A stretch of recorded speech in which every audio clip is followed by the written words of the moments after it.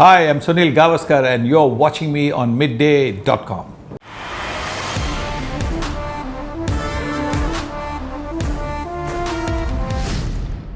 Hello and welcome to another episode of Midday's Mumbai Cricket Podcast with Clayton Murzello. My guest today is indeed special. He's a man who is associated with batting greatness, none other than Sunil Gavaskar. We have this episode to celebrate his 75th birthday. Welcome to the podcast, Mr. Gavaskar. Thank you. We go back 75 years. Oh. And your mother must be carrying you and she must have got admitted to the Purandre clinic. You pass the Purandre clinic very often while going for commentary. Do you stop and look at it? Well, no, I certainly have a look at it as we go past, but being a hospital, you don't want to, go there because you'll naturally interfere with what is happening over there. So yes, but it's a pretty happy memory every time you go past the hospital on the way to the stadium or that side of town. And it throws up another bit of trivia also because Anshuman Gaikwad also was born there a couple of years later. Mm-hmm. Oh, nice! I didn't know that. I know that Anshuman's birthday coincides with my wedding anniversary. But I didn't know this particular fact that Anshuman also was born in that hospital. Great, fantastic. So for cricket lovers and Gavaskar fans, Chowpatty is associated with their hero. Whereas for the others, Chowpatty is associated with his Belpuri and things like that. So isn't it a good coincidence? It is. I remember going actually onto the sands and having Belpuri, Dahi Batata Puri. That has always been my favorite. So having a little bit of Dahi Batata Puri, occasionally Pani Puri, all the rubbish that the youngsters eat.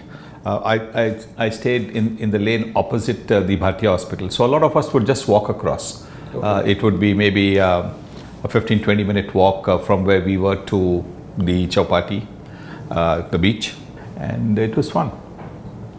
Your mum, God bless her soul, what did you learn from her? The first thing I learned from her was that if you want to play cricket, you've got to be able to bear the pain. I must have been maybe about 4 or 5 years old, maybe, and kids have this plastic bat, and she was playing with a rubber ball, and I smashed it back. Kids just swing the bat, and it hit her on the nose, and she started bleeding. So very wide. As a kid, the distance would have been maybe 10 yards, not even that. We had a small balcony where I grew up. And so I ran to her and, but she just had put her pallu on the bleeding, tapped it, and she said, go if you want to play cricket. If you want to be a cricketer, you must be able to bear the pain.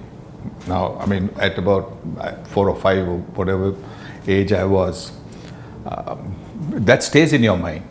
And that stayed in my mind because, you play cricket with a hard ball and you will get, injured, not necessarily just batting, but while fielding also. So, but you must be able to bear the pain sometimes and, carry on, unless it's a broken bone or whatever it is. You've got to, grit your teeth and carry on. So that was my first lesson. They say cricket reflects life and vice versa. Do you think this is a good example of that? Certainly in my case, I can't generalize, but it certainly was something that told me that not just for cricket, but in life as well, there will be ups and downs, and you should be able to take the rough with the smooth. You've got to be able to pick yourself up when you're down. You're knocked down. You must be able to pick yourself up. Maybe take a couple of deep breaths to be able to stand up again. So it doesn't have to be that you have to immediately stand up. So those are the kind of things that maybe just that little episode taught me. On the ground, when you played with your friends, do you think the first signs of competitiveness emerged from those games? Definitely, because you wanted to bat as much as you could, and you wanted the other guys were trying to get you out. It was a friendly thing, but there was like a building versus building. We had 4 buildings, so sometimes the buildings would say A and B or A and C will be a part of the team, and B and D will be. So that kind of a combination would take place. So obviously, you just wanted to be on top of it and win. So in these games which you're talking about, how are the parents involved? Did parents get kicked by these little games? They would watch, not all of them, but a lot of them would come onto the balconies and watch what was happening. And they didn't interfere. They obviously didn't interfere. What they said to their children when they came back after playing, I don't know. But I do not recall even a single instance of the parents ever saying to the boys, "Come on, let's go in and let's start studying." That was just incredible. It wasn't a big distance between on both sides. Even more incredible was the fact that we often broke the windows of the ground floor flats. But apart from the fact that there would be concern, hey, what happened? There's a little shock that your glass is broken. None of those families ever told us to stop playing cricket. None of them. And so it was just a lovely atmosphere over there. There wasn't a society as such, but multicultural. We had Bengalis there, we had Gujaratis there, we had Maharashtrians there. So it was a real sort of a melting pot, and it was fantastic. You've been to one of my get-togethers. A couple of boys still come. I call them boys because our age. They turn up, and it's wonderful to see them because you hardly ever get the chance to see them. They moved out from there. They moved out to well beyond the suburbs. So it's very difficult. I think the memories over there are truly special. I saw a picture of yours celebrating a birthday, cutting the cake.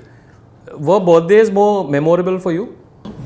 I think birthdays are such that when you're young, you tend to sort of look forward to them because there is always the possibility of prospect and possibility of getting some gifts. So that is exciting.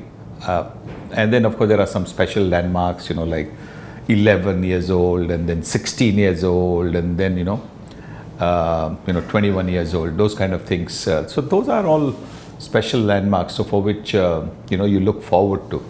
Your birthday also coincided with the new batch in school, so you had new friends every year. Yes, I think sometimes you didn't know till you went to the school for the new term which class and which division. Every class had say 5A, 5B, 5C kind of thing. So fifth A, fifth. So we didn't know which division we would be. And so if you were in a different division from the previous years, so you had obviously new schoolmates over there. So it was again something to look forward to. Lot of times I think you had again the same people in your class, but sometimes you had some new guys coming in. It was during your school days you watched your first test match at Brabant Stadium? Yes, 1958 when the West Indies team had come down, and I was there when Ghulam Gard knocked the bat out of Gary Sobers's hand and he got a cotton bowled. And I was also there, sitting in the north stand, when in the second innings, Ghulam Gard bowled him a bouncer and Gary hit him into the car parking for the CCI tennis court. Right, it was almost like, bowl me a bouncer again and we'll see kind of situation, but wonderful. When did you watch your next test match? If I recall correctly, the next test match was against Pakistan, 1960. I'm not sure whether the Australian team that came to India in 59-60 played at the Brabant Stadium. They must have. Yes, they must have. But I don't remember that at all. But yes, remember going to the Brabant Stadium, and I was in that Bombay Gymkhana stand this time around, which was what you would say not behind.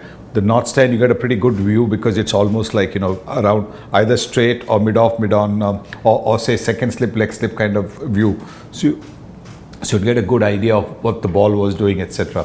But this one I was on the other side, say more like a square leg side, deep square leg side, and I saw Hanif Mohammad getting run out. I was very excited because, he was an opening bat. I was beginning to open the batting, and so I wanted to see Hanif Saab. He was batting 128 overnight. I hadn't gone for that day, that first day, because I think my father would go one day, then he would give me another day, or sometimes if he had to go to work, we would sort of swap the tickets, as you say, get that exit, whatever it is. But I went there and I saw Vijay Manjrekar throw flat from that where the tennis court is. From there, he threw flat into the wicket-keeper's gloves, and Hanif Mohammad was run out for 160. So I saw a little bit of Hanif Mohammad. I was pretty chuffed. Talking about a great opening batsman, Milind Rege tells a story that he actually made you an opening batsman by forcing you to open in a school's game. Yeah, I think my first school game, I batted number 10. I think Milind batted number 11. And that's the first time my name came in the papers. But so I woke up, because in those days, the school's cricket was covered very well. And so they had, so I got up in the morning just to read my name in the papers. And you knew that if you had scored over 25, your name would appear in the papers. So I got up in the morning to see, and the name had come as G. Sunil. So, G, there could be so many Sunils, and, G could be. So that was a bit of a disappointment. G. Sunil, 30 not out. But yes, I think for the next, but that was for the senior team, for the Harris Shield. And so when it came to the Giles Shield, I was asked to open the batting, and that's how it started. I think I might have batted number 3 for that first year, when I was 12 years old. And then after that, I think for the next season, for the Giles Shield, the under 15 St Xavier High School team, I got to open the batting. So at what time, you felt comfortable opening the innings? From the first time. Okay. It was just one of those things of like you played tennis ball cricket. You wanted to be first up. You didn't want to wait for your turn to bat, because you wanted to bat as much as possible before the light faded, etc. Because you would start playing in the compound at about 4:35, and you knew you had maybe an hour and a half, at best 2 hours, before the light faded and you had to go back to home and studies. So you wanted to bat as higher up the order as possible. That was just the simple reason. First time you watched your father play for Rajasthan club? Yes, he was an attacking bat. I used to take great delight in reading when he got runs, and he would get runs for his office, Forbes Campbell. And the headlines in the papers: Gavaskar saves, Forbes headlines, Campbell, Forbes Campbell, Gavaskar Manor MK Gavaskar 149 not out, and those kind of cuttings. I used to keep on reading them. It was just like with every son, or almost, I would say almost every son, the father is the hero, and he was my hero. And so I would go with him to watch him play for his office, to watch him later on when he was secretary of the Rajasthan Sporting Club for the Kanga League and for the Purushottam and Talim Shield. So I'd go with him and sit with him while he did the scoring, and he was in charge of in those days the teams paid the umpires, ground charges, and all the tea and stuff like that. So it was great fun. And then at the intervals, my father's team members would throw some balls at me, and I would play. How did the offer come to play for Dadar Union? I think because I had a good season for the Indian schools, and that's where the offer came through to play for Dadar Union. I didn't get an immediate place in the 11, so I had to do my apprenticeship, watching everybody, learning so much, learning about how to be part of a team environment, to be able to make sure that when the team came back, to be able to have some water ready. In those days there wasn't a situation where you had drinks and stuff like juices and colas or whatever it is, but we did that, and also did scoring. That was also part of the learning curve, that you sat down and did the scoring, so you knew how to do the scoring, bowler bowled what, etc. So the overs, how it would be, and then tally, then make a little mark, to say that that was the end of the spell. All those things we learned from another senior scorer. But it was part of the apprenticeship.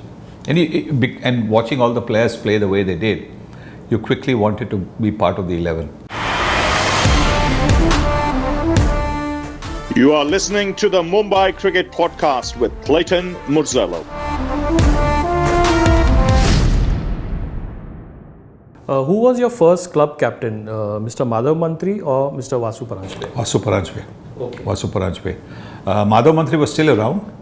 He was a senior member, but he was like the chairman of the club. So he would come for every match. He stayed there. He would talk with the captain, whatever it is. But after that, he would not be in. If you played in a tent, yes. But if you played at Dadar Union, the little hut that we had now, it's been made into a nice little structure, proper, pakka structure, as they say.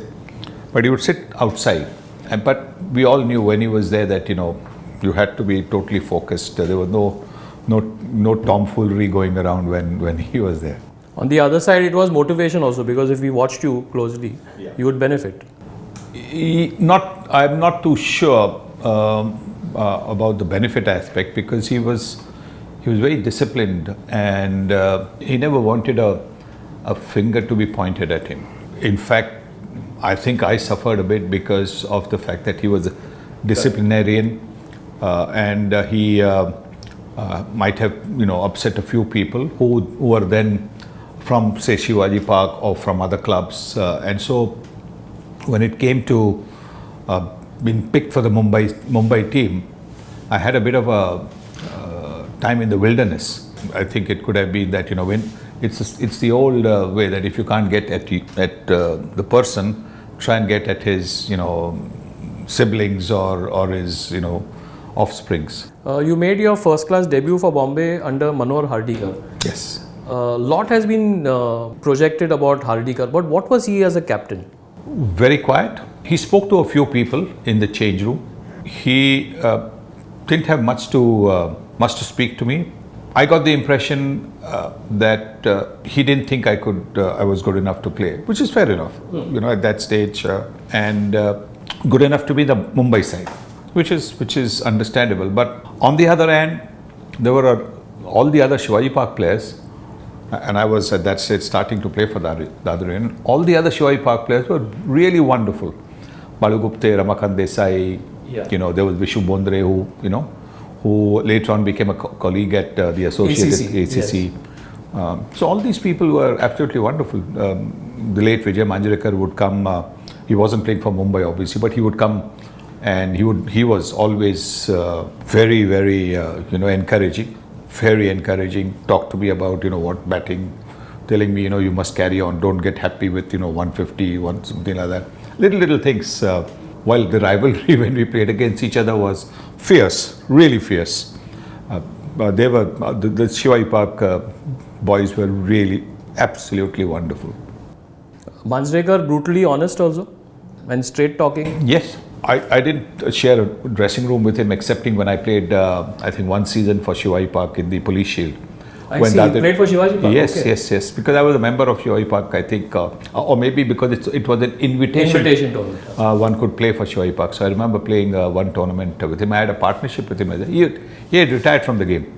I had a partnership with him. I played for India, I think, at that. So yes, I played for India, and so it was great fun. I remember that morning, the morning of the finals, Shivaji Park played Tata Sports Club in the finals, and I got a back spasm, and I just couldn't get out of my bed. My bedroom was a little bit away from where my parents' room was, so there was no cell phones in those days to communicate that I just can't lift myself up from the bed. But after some time, I think my mother got concerned that, look, he's got to go to a match. What is he, So she came to see me, and that's when I told her. Once I got up, I was okay. But I just couldn't lift myself up from the bed. Once I got up, then I was okay. There was obviously soreness and stiffness. So I went to the JJ hospital where Dr. Samshi was there. He had a look at me, told me that, he had an X-ray taken, said that, maybe there is a little vertebra, which is, whatever. jutting out or whatever it is, a little bit, I don't know. But I reached the Islam Gymkhana a bit late. So instead of opening the batting, I eventually batted at number 6. By the time the wickets fell, 5 or 6, and Mr. Manjrekar came in after me, one number after me, and we had a partnership. So it was, and he was actually when I was playing Shivalkar, and I was getting him away for some runs. He was actually enjoying it very much. So how did you explain the fact that you were late? I told him, and he could see that while walking also I was a little bit gingered. So no, he didn't say anything, but we quite enjoyed the partnership together. I played for India that time, so I knew that at the end of the over it is always good for two batters to come together and speak to each other, encourage each other, make a few pointers about what maybe can be done to avoid mistakes, etc. And but he enjoyed. He was very encouraging. He would come and he would encourage me actually to get stuck into, say, Shivalkar, because Shivalkar also was the Shivaji Park this thing, and he was Shivaji Park. So he was actually. I was surprised that when I was getting runs of Shivalkar, he was. And let me tell you, Paddy was such a tremendous bowler. It was never easy to. It was one of those off days for Paddy when he didn't bowl as well as he usually did. Being punctual at Dadar Union was one big factor. Were you on the wrong side of the clock? Never. I don't recall. I don't recall ever being wrong side of the clock, excepting I think when I had arrived in the morning from England and then I had to go to the venue. That was there, but I was there before the first ball was bowled, so I would be there 15-20 minutes before the game started. Might not have been there before the toss, but that may be just the odd occasion, really, maybe once or twice. ACC, how did you get the offer? I did get an offer before I went to the West Indies from Tata's. I hadn't played for India at that stage. They were offering me a clerical position, and my father was very, very clear that you're not going to accept a clerical position. Of course, I had not played for India or anything of the sort to make any demands, if one might call it that, So I said no. Milind was already there. Milind and I grew up together. He was building B, I was building D. So he was very keen that he was already there with Tata's for a year, and he was very keen that I come and join Tata's. But because my father had told me that if this is the position, don't accept it, I didn't accept it. Then when I came back from the West Indies, the ACC guys came up with an offer as well as in the officer class. While Tata's came with an offer with more money, maybe a different grade of clerical position, but a clerical position. Those days you had those. I don't know how it is now, but in those days, grade one. Yeah. And once you reached the end of that grade, then you went to that other grade, and then you became an officer. That kind of thing. It was really because my father was, he said ACC fantastic. You've got your uncle there, and then I think you've got some great cricketers: Paul Yumrigar, Papu Nadkarni, Ramakant Desai, you name it. Dilip Sardesai was there also. Right. So all these people were there. Inderjit Singh, wonderful atmosphere. So it was Shankar More and all, Ranji Trophy players. So terrific team. So when it comes to ACC, I'll just take you back a few years before you joined them. You said at Ramakant Desai's condolence meeting how you remember coming into the ACC tent watching them, and he quietly used to slip a cold drink and give it to you, and I'll not tell your uncle. Yeah. Can you tell us that story? I was a kid, just coming in to watch. I mean, I'd been playing schools and university cricket, so I was not totally unknown, but not known beyond say the cricketing circles. So because my uncle would be sitting somewhere else in the tent, Ramakant would come and give me a little this thing. Do you want a drink? He said, do you want a Coca-Cola or something? Don't worry, I won't tell your uncle. Not that my uncle would have stopped me. Coming back to that Shivaji Park connection. Yeah. The Shivaji Park boys, Ramakant Desai, Balu Gupte, these were two wonderful, wonderful guys. They actually really made me feel so comfortable in the Mumbai team as well. It is just incredible. I mean, I'll never forget these two. When I was not scoring runs also, they were the ones around and telling me, keep going. That's important. That's important. At the office, you experience a different atmosphere. You're working with people who are not connected to cricket. How was that? To start with, a little bit difficult because everybody looks at you with a different sort of perspective. There are lots of people over there who've been working for a few years, maybe for a lot of years, and they're still in a clerical position, and then suddenly they see you're a new guy, you're in the officer's grade. So there was just a little bit of reserve.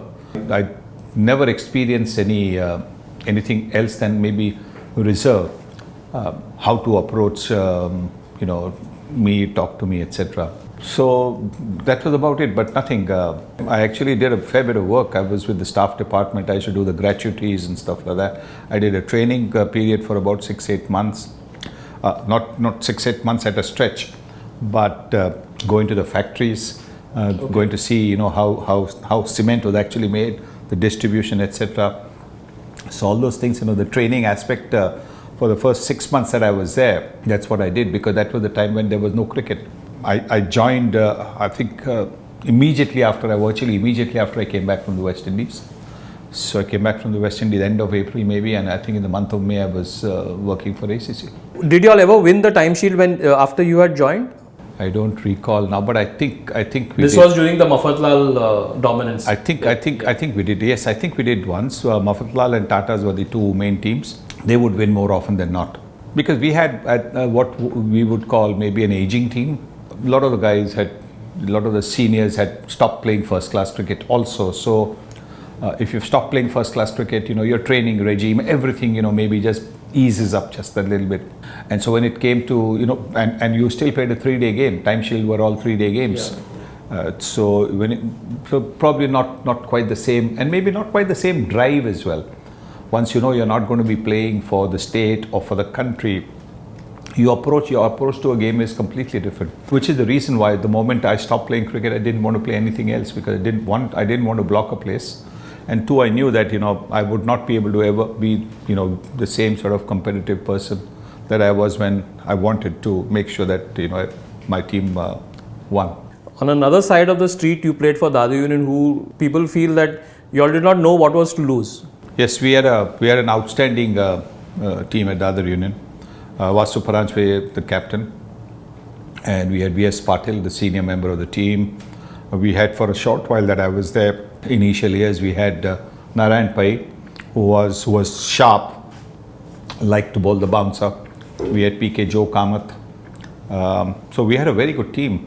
We had Ramnath Parkar, Suresh Tigidi, top class team. We had a wonderful team. Any particular innings you remember, Kanga League innings, which got you a lot of satisfaction? I think it was for Rajasthan Sports Club.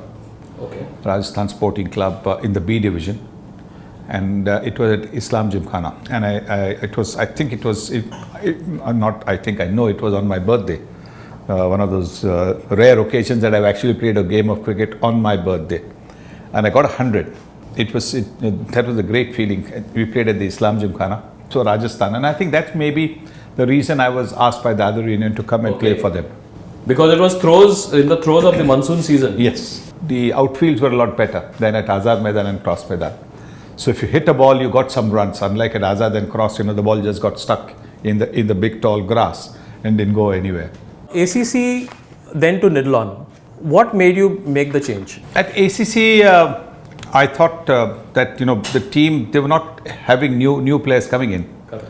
They were all senior players, and again all retired from first class cricket, and so focused more on their careers in the office. While at Nidlon, the opportunity was to build a young team along with the younger guys. My own ambitions and aspirations along with theirs was to go on and play as much better cricket as possible. So when Mr. Virenchi Sagar, the late Mr. Virenchi Sagar, approached me and said, look, we are going to do this, I accepted it. We had a good team. We had Hemant Vaingankar, who put it all together. Yeah, put it all together. He's like my younger brother, so he was the man in charge of getting everybody. So he's got Sandeep Patil, Ravi Shastri, Suru Nayak, Rahul Mankad. Yeah. There were so many players. There was Vijay Mohan Raj, Suresh Shetty. So all these people were Suresh Shastri. Yeah. All these guys were. It's a good team, very good team, young team, all playing Ranji Trophy cricket for their different states, not necessarily from Mumbai. There were hardly one or two players who in that team who did not play first class cricket. Yes, there was Sanjay Jayawant, Avdut Zarapkar, you name Yeah. it. Like I said, Avi Karnik. Lots of people who had played the Ranji Trophy and were playing Ranji Trophy. So all these people suddenly, they were all employed elsewhere. Some of them were with Tata, some of them were with, I think the odd person or the ACC. They all came together, thanks to Hemant and Viren Chibai. We started to win a lot of titles. We won the Moinudollah Gold Cup as well. Under U80. We won the Buchi Babu in Chennai, which I thought was a great lung opener for the season because we used to get good pitches. Would not rain over there, and we used to get some very good pitches over there. You are listening to the Mumbai Cricket Podcast with Clayton Murzello. Mafatlals, the dominance of Mafatlals was to such a great extent that you mentioned in One Day Wonders that there are two occasions I will not walk. Mafatlals and Pakistan. Why is that? Were you given out many times wrongly? Many times is not the right word, the odd time, but that's what part of the game. But what we used to see at the end of the day's play was the umpire sitting with the Mafatlal, the manager, etc. You could say that, it was based office cricket, but it was serious cricket. It was almost like, a mini first-class game with so many first-class players involved in both the teams. Out of 22 players, you would expect maybe 20 players to be first-class players. Yeah. And so it was serious stuff, and you wanted to win the time shield. And always the decisions, which were, the marginal decisions, always went in Mafatlal's favor. And that was obviously because of the fact that, their manager would be sitting with them in the evening, with the umpires in the evening, maybe dropping them. Those were the days of, umpires, everybody taking local trains or local buses to go home. And so we all thought that, that was the reason why the marginal decisions went in their favor and never in our favor. And so that's a time, I sort of said, I said this half in jest, of course, that I won't walk against these two teams. So there were many times where you were seething against Mafatlal. No, I wouldn't say I was seething. I was not very happy. I think playing for India is a different feeling than playing for your office. Playing for Mumbai is a different feeling. So, the 1976-77 Ranji Trophy triumph, Bombay versus Delhi, in Delhi. Yeah. How special was that to you? It was special because, by that time, when we started and right till the time that I finished playing cricket, Mumbai players' main thing was to beat Maharashtra. So the rivalry that people talked about, Mumbai versus Delhi, was really not Mumbai versus Delhi. For us, it was always Mumbai versus Maharashtra because those were the days of, those zonal Ranji Trophy. And if we beat Maharashtra, then we are certain to be the number one in the zone. Occasionally, when we lost to Maharashtra, by which time there were two teams from each zone allowed to qualify. It started in 71, the year Mumbai won. So that is where the whole thinking was, Maharashtra ko harana hai. And so they were the rivals. Then in the early 70s, some of the things that had happened, between some of the North players and the West players, particularly the way Ajit Wadekar was treated, made us all want to win very much against Delhi. But it wasn't, it still was, Maharashtra first. That kind of, our rivalry was not so much against Delhi. But we wanted to pull out something special because we'd always heard about, how the Delhi, what's the word for it? Brigadier was always there. That, we are going to do this, we are going to do that, and that kind of stuff. So we wanted to do that. You were smiling at the end of the game, but you were dismissed by Bishan Singh Bedi in both innings for a low score. Yes. How difficult was that to swallow? Not difficult, because I was beaten by a beautifully tossed up delivery. I went down the pitch because every time the ball was tossed up, I used to go down the pitch. But the loop was such that he beat me in the flight, beat me in the air, and in the ball spun just enough to leave me stranded. So there was nothing, when you're defeated by a champion bowler, there's nothing to feel. You're talking about the first innings. The second innings you were stumped, right? Yeah, second innings I think I was stumped. First innings I think I was cotton bowled maybe. Yes. I was cotton bowled. So again, why was he such a great bowler? The best I've seen, the best left-hander I've seen. It's because he had that great ability. It looked as if every ball was the same. It wasn't. There was just a little bit of difference when he released the ball from maybe here, from just a little bit from here.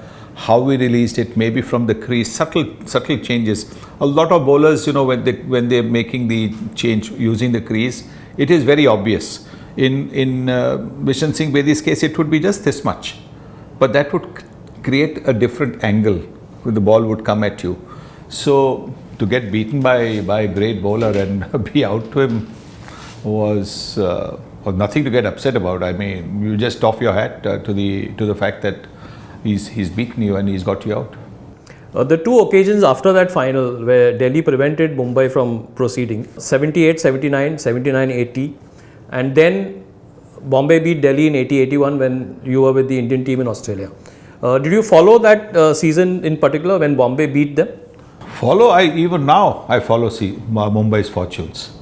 It's not, I was part of the team there, so 100% I was following it. Didn't have the same kind of ready access as it is there now, but yes, absolutely, totally following it. Even today, I'm in touch with Milind, asking him what's happening here. Has Mumbai how many points? If I'm out of India.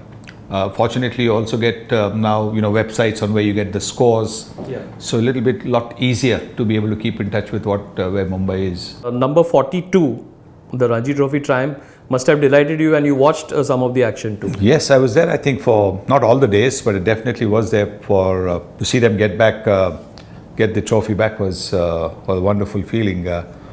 Because they've been there, they've not been there, then they've not qualified once, even for the playoffs. That's a little bit hard to accept. That I totally understand the fact that standards all over the country have risen. Correct. And with the IPL, there's so much more talent coming in from the interiors, if one might call it that, and so much very good talent coming through. So it's understandable that Mumbai are not going to dominate as they did from say 1958 to 1974 when they dominated those 15-16 years. So it's understandable. That 84-85 final, which Ravi Shastri got 8 wickets in, you were not present on the last day. You were indisposed, but you had a party for the team either the same night or the next day. I wasn't well. I had fever, and so I saw what had happened. I was in the change room. Okay. I was in the change room, but on the massier's table. So getting information as to what was happening, and it was quite unbelievable. Yeah, it was. Yeah. It was one of the better Mumbai wins, if one might call it that. Some of the wins have been easy wins. Yeah. But this was a real hard-fought win. This is a win where Mumbai showed its character, if one might use that word, because that never say die, Khaddus character, which is Khaddus is never say die really. That Khaddus, whatever happens, I'm not going to give my wicket away. I'm going to keep at you. That kind of attitude. So the bowling hero was Ravi Shastri, and the team was led by Sandeep on the last day. Yes. Talking about Ravi Shastri, you called him to the Nirlawn nets to see him bowl. Do you remember much of that? Yes, I do. He was. This was at the CCI, if I'm not mistaken. And now where the restaurant is, I think the all-rounder restaurant is, that's where the change rooms were. So I stood up over the partition and watched him. I didn't want to go out. Okay. I didn't want to go out and stand behind the net or be around the net because sometimes, some players can get nervous. I just wanted to see him natural, and he was very impressive. Probably grew another inch or two after that. Okay. And so, but that time when he was bowling, he had all the, the loop, everything. As he grew taller, I think the loop maybe came down a little bit. but he had that lovely, loop, getting the ball to drop and getting the ball to turn. So, and then batting again, very, very determined batter. That said, I've got to confess that it was Pradeep Vijayakar who, in the 1981-82 series against England, came to me at Mumbai, and he said, you must promote this Ravi Shastri up the order, because he's a very capable batter. I've seen him bat, and So I think Ravi went up a couple of notches up the order. And if I recall correctly, it was a low scoring game. I think he scored 39 or something like that. Very vital 39, had a good partnership, helped us to get a bigger score. And then eventually we won the match when I think Kapil and Madan Lal shared 5 wickets each. The Bombay Test. Where everybody was expecting the spinners to get the wickets, and Madan Lal, Kapil took 5 each, and the new ball bowlers did the damage. Did you have a good rapport with the Mumbai journalists? By and large, yes. I think so. I think I don't. There was the odd one who, which is what life is all about. So, but I think generally, yes. I don't think I had an issue with any of the journalists. Occasionally, you felt that was uncalled for, something that was written, etc. But my method was to stand in front of the mirror and rant at myself, at my reflection, saying what is this, that kind of thing. So get it out of my system. Because the big difference was that they also covered a lot of local cricket. Yes. They saw a lot of local talent, and they gave feedback. So everyone was involved in that ecosystem. Absolutely. I mean, for example, Mr. Vasudev, he covered every game. Yeah. And he would tell you that, look, this is, and he would come and tell you, look, I have keep this player in mind. He wouldn't push him, but he would tell you, inform you that, look, this player looks good. Now, he would go to all the matches. He would be taking the score sheets from every tent. Yes. I mean, that's a lot of hard work. I mean, when you go to the Azad Maidan, then you go to the Cross Maidan, then you go to the Gymkhanas, collect all that. And while doing that, often, it's not that he would go I'm sure he didn't go only at the end of the match. He would have been going around earlier on. For him to come and tell us, that this is the Charat Kotnis was another one who would tell us about, have a look at this guy, keep an eye on this person. So that Bombay grapevine, I call it Bombay because it was Bombay then, that Bombay grapevine is amazing. Just amazing. In the train, you would hear somebody speak about some cricketer. When you're, coming by train from Dadar to Churchgate, you would hear about some cricketer being, and so it would be there in your mind. This is a name that you need to sort of look out for, that kind of thing. And of course, the newspapers gave local coverage a big spread. Amazing. I think the local newspapers were fantastic. All the matches were being covered, virtually every game, every tournament, and there used to be quite a lot of tournaments, because it was not only about the elite clubs or elite tournaments. Even the lower divisions got a big spread. Correct. Lower division and some tournaments in the suburbs, for example, Yes. Those were also covered very nicely. We come to a rapid fire round now. A batting pitch you'd prefer, Hindu Gymkhana or CCI? Hindu Gymkhana. Apart from the batting pitch, the boundaries were much smaller. Which of these two bowlers were more dangerous to opening batsmen? Abdul Ismail or Abdullah Ismail, as you mentioned in sunny days, or Kailash Gathani? Both with the new ball were very, very dangerous. Hard to. Luckily I played with Abdul in my team, and Kailash was my college mate, college teammate. So I played a lot of him in the nets, and he was very crafty, nippy, not quick, medium pace, nippy, but got the ball to move both ways. A game you would go miles to see, Mafatlal versus Tatas or ACC versus State Bank in your youth? I would go to see ACC versus State Bank, obviously, because at that stage Mafatlal and Tatas didn't have the names that ACC and State Bank. At State Bank, Ajit Wadekar, Hanuman Singh, two big names in Indian cricket over there. There was Abid Ali who would come in and play. The Ambar Roy would come in and play for State Bank of India. Then those days, players from outstation were also could also play in the time shield. And for ACC, it was always, the Paulie Umrigas, Bapu Nadkandis, Ramakant Desais, Indrajit Singh. Those were all the big names. So ACC, State Bank, definitely over Tatas and Mafatlals. Old Wankhede or new Wankhede? The old one with the former test players so close to the action. I think from a player's point of view, I would prefer the new 1KD because there's so much more of the breeze coming in now. They've opened it up just that little bit, so there's a little more of the comfort level. The old 1KD was very stifling, very hot, and it would really sap your energy. By the time it came to 4 o'clock in the afternoon or 5 o'clock in the afternoon, you were pretty spent. I think the new 1KD allows a little bit of that. So from a playing point of view, definitely that. But now as a commentator, this commentary box is good.